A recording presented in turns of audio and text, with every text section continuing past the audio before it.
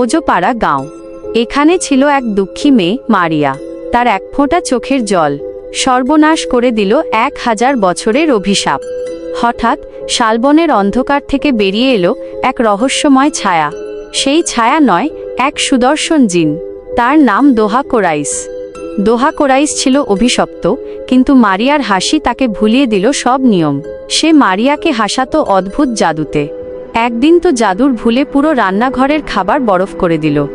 হালকা হাসির সুর, জিন সাহেব, এ কেমন ভুল। সাবস্ক্রাইব না করলে কিন্তু জিন আসবে খাপে খাপে। কিন্তু সুখ বেশিদিন সইল না।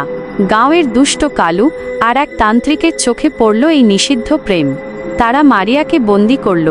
দোহা কোরাইস দুর্বল হয়ে গেল, কারণ ভালোবাসা জিনদের জন্য দুর্বলতা। কিন্তু মারিয়ার বুক ভরা সাহস আর এক গভীর ভালোবাসার স্বীকারোক্তি। দোহা কোরাইস, আমি তোমাকে ভালোবাসি, মুহূর্তেই বদলে দিল সব।